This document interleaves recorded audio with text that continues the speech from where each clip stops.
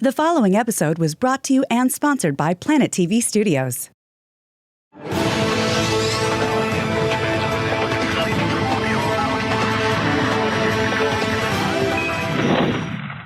Coming up on New Frontiers, the Modular Building Institute. Over 40 years strong, shaking up construction with modular methods that speed up building, cut waste, and fight climate change. The Modular Building Institute is an international nonprofit trade association. We were founded in 1983, so we've been around for over 40 years. MBI represents manufacturers, developers, architects, builders, suppliers. We have over 700 members in 34 different countries representing the modular construction industry.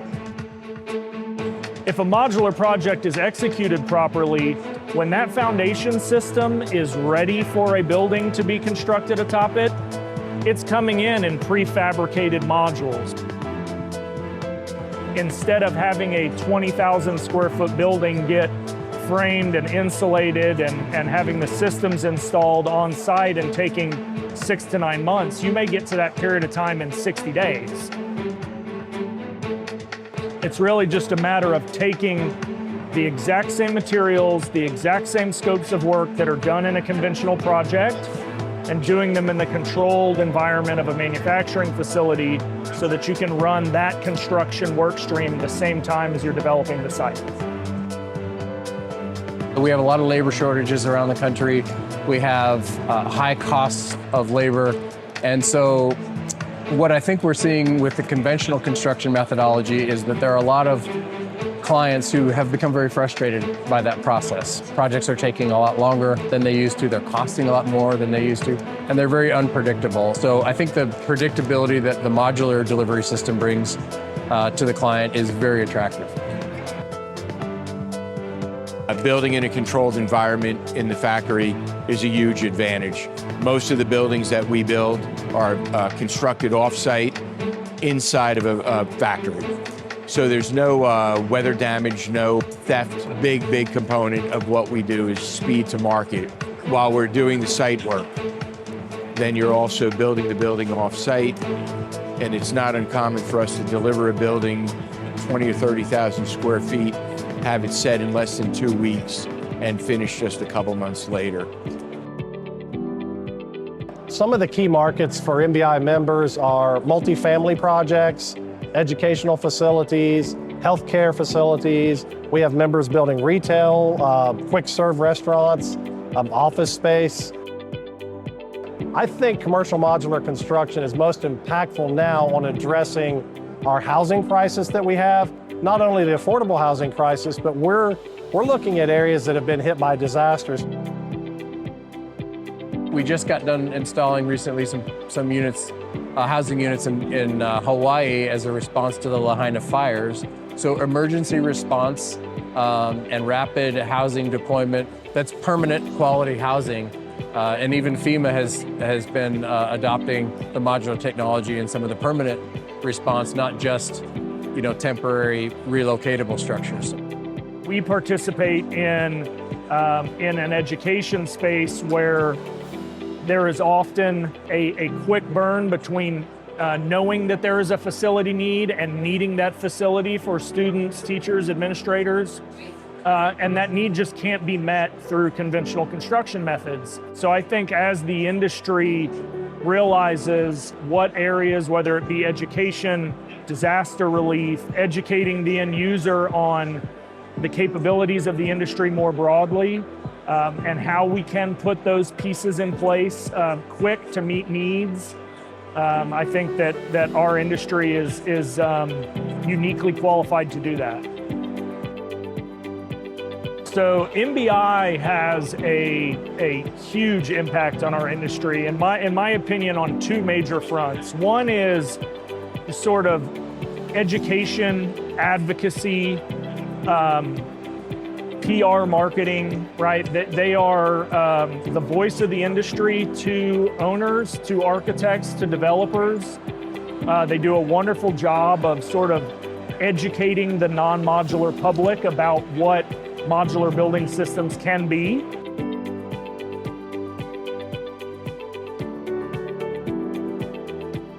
we're facilitating as MBI are venues and events, outreach for everybody to come together, to collaborate, to share ideas, work together.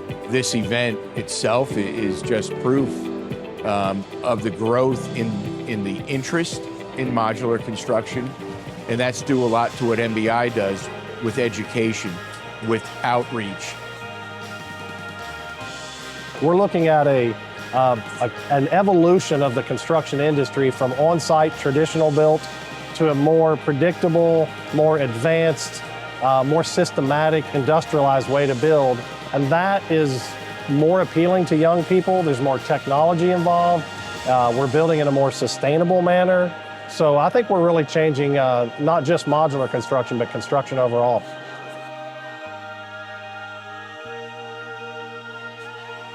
The construction industry has been relatively unchanged for 100 years. And we're starting to see that change now with again, more technology, more innovation, more sustainable building practices. So that's what I get excited about is changing the way the world builds.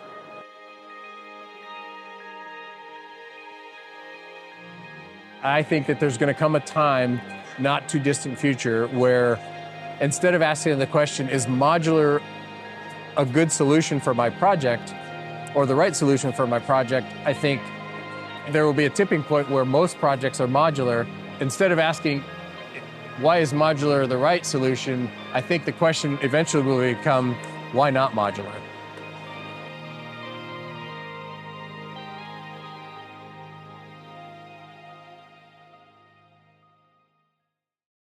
That was our look at the Modular Building Institute's bold vision: efficiency, sustainability, adaptability. Tonight on New Frontiers, Avtron Power Solutions is redefining how the world powers its most critical systems. With 70 years of expertise in advanced load bank technology, Avtron drives reliability for data centers, hospitals, and more.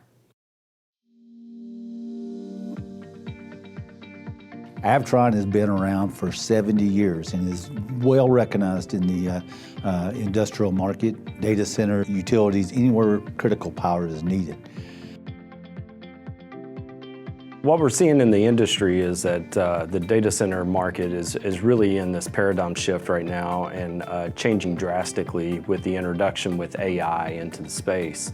So where they were traditionally building data centers at 40 kW per rack, now we're seeing 120 kW being constructed right now per rack. So when you have that level of density in a small space, air becomes not as efficient enough to cool that, so they're now introducing liquid all the way down to the chip level in these racks to cool the servers.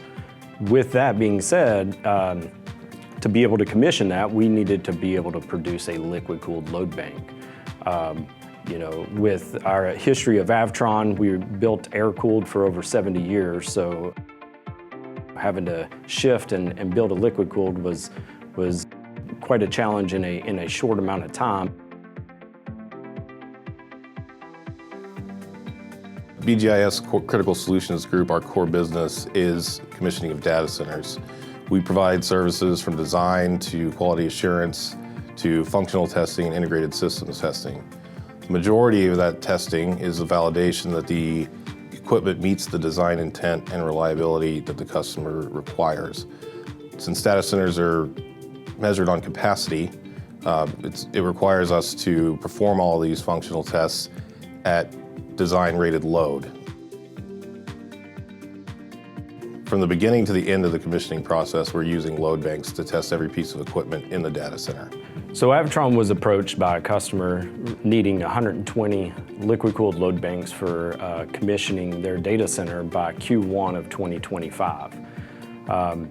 Obviously, Avtron traditionally had built air-cooled load banks for the last 70 years, so liquid-cooled was certainly a new venture for us to go down, and we had a lot of work ahead of us in a very short amount of time.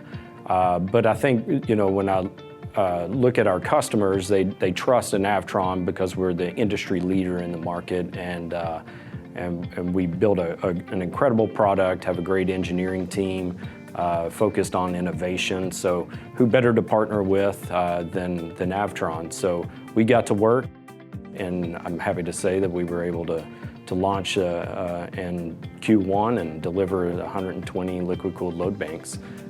And that's just the start for us. We have an incredible pipeline as the market continues to grow, but it's also, as we look further out, as I mentioned, 40 kW to over 100 kW per rack in the past year.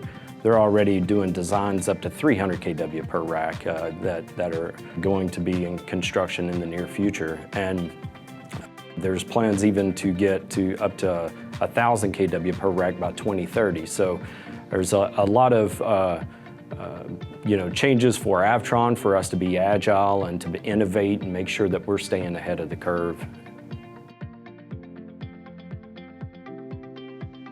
With higher density computing, high performance computing, AI, and hyperscale, there are new cooling requirements using liquid cooling because of the increased amount of heat produced and the larger number of equipment in a data center for the larger data halls.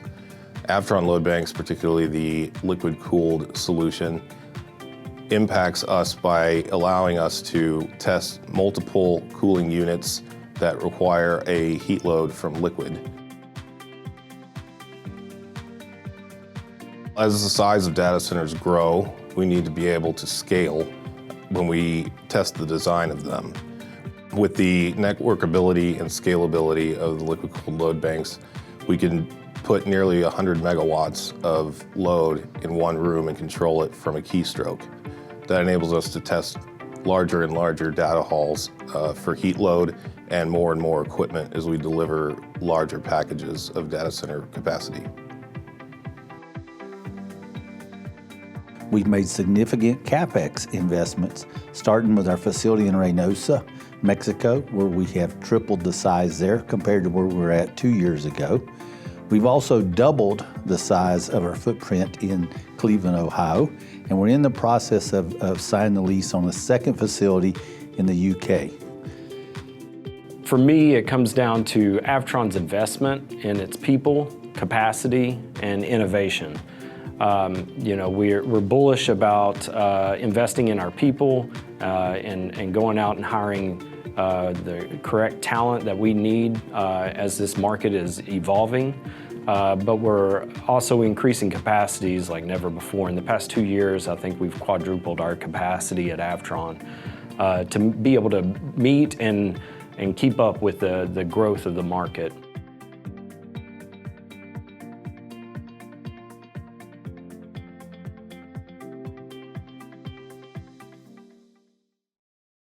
Avtron Power Solutions is transforming vital infrastructure into the backbone of the digital age. As demands rise from AI to cloud, their load testing innovations remain essential. I'm Gina Grad. Tonight on New Frontiers, we explore Nupi Americas, the U.S. arm of Italy's Nupi industry, engineering advanced thermoplastic piping, Nylon PP RCT for plumbing and HVAC, and SmartFlex for fuel transfer, strengthening critical infrastructure across North America. In a world driven by data, the invisible arteries keeping information flowing reliably and safely are critical. Yet, how often do we stop to consider what keeps these arteries functioning seamlessly? Nupi Americas Incorporated, a pioneer born from Italian innovation, is redefining the very infrastructure that powers our digital future. In 1972, Luigi Giannoni rescued a struggling pipe manufacturer near Bologna, Italy. Fast forward to decades later, Nupi has expanded globally, launching Nupi Americas in Houston, Texas in 2001.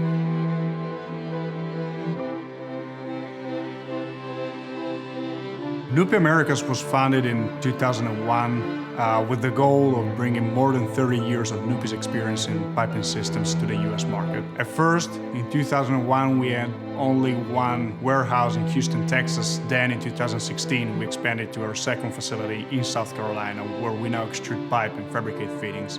What defined us then was the willingness to bring production to the US, and that was still defines us now. My father has held high the flag of Nupi Americas for more than 2 decades now. He has had the courage to invest in the US market and bet in domestic production, even amid the global crisis of 2008 and 2011. He has always wanted to have a company that was innovative and that had a very wide range of high-quality products, and that at the same time was flexible enough to readily and reliably respond to markets' needs.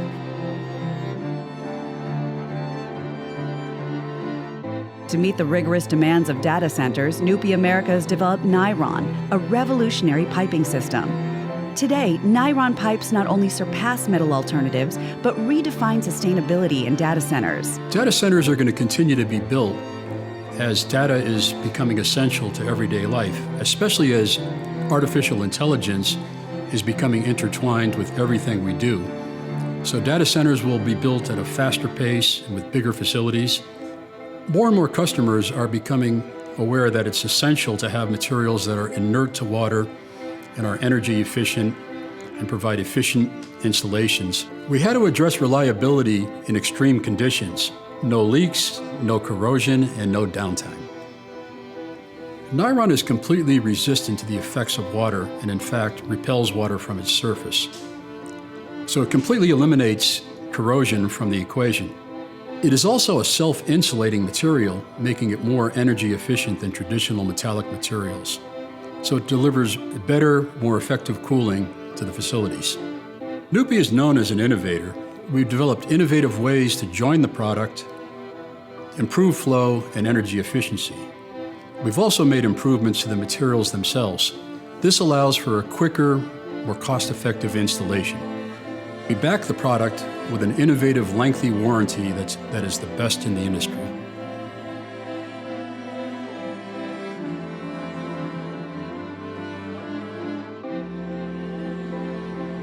With superior thermal efficiency and recyclability, Nupi America's pipes drastically reduce environmental footprints, securing data operations around the clock. SmartFlex has introduced a true double-wall piping system with electrofusion technology that proceeds to do a jointless seam in every connection. The 5 key high points are our pre-assembly, GPS tracking for our welding units. Number 3 is in-leading for our warranty. We do have the most durable, thickest sumps in the industry, and electrofusion, which gives you a jointless system with our double wall fittings. We do have the most compact double wall fittings that are direct buried. You do not need any containment for these direct buried fittings, and they also come with GPS tracking. The advantages of contractors, if we do have pre-assembled sumps that pretty much is 80% of the job, and it makes the job go so much quicker with our pre-assembled sumps. SmartFlex meets safety standards by using the UL 971, which is environmental safety for the US. Every team member that's on site follows the UL 971 safety standards for all contractors.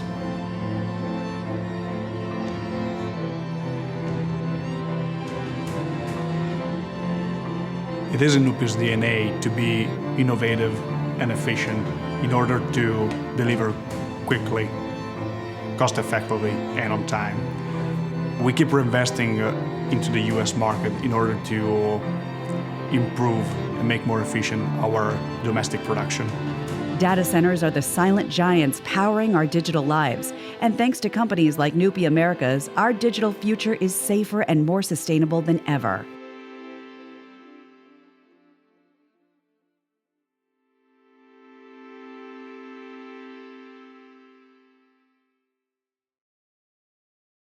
I'm Gina Grad. From reliable water and HVAC networks to secure fuel systems, Nupi Americas is helping deliver safer, smarter, more sustainable infrastructure nationwide. Tonight on New Frontiers, we're taking you inside the Athena Clinic Plastic Surgery, where renowned surgeon Dr. Daniel Murariu is revolutionizing aesthetic and reconstructive surgery, transforming patient care and empowering lives. In the heart of Honolulu, Hawaii, new advances in reconstructive surgery are changing lives. Dr. Daniel Murariu is a plastic and reconstructive surgeon at Athena Clinic. He partners with local hospitals to use the Da Vinci surgical robot, which offers less invasive procedures and helps patients recover faster. I became a doctor because of my passion to help others. There's a lot of collaboration between plastic surgeons and other specialties. We're often called the surgeon's surgeon. Hello, I'm Michael Krishna-Rao. I'm a colorectal surgeon here at the Kuakini Medical Center, and I've been doing this for 3 years as a solo practitioner. Having a good team is crucial to being able to take care of these complex patients. I'm very lucky that here in Hawaii we have Dr. Murariu present. He's able to help me do these procedures in the best way possible. So today we're performing an abdominoperineal resection, or basically a resection of the rectum and the anus. This cancer causes significant problems for people with both body image, sexual health. It completely will change your life. From the patient's perspective, he will undergo a big surgery today. But it's going to be a long day. I don't want you stressing out. Everything will be okay, okay? We'll take good care of him, I promise. All these marks, we're just marking. For the time being, I'm just going to mark all 3. We're going to listen to the main one.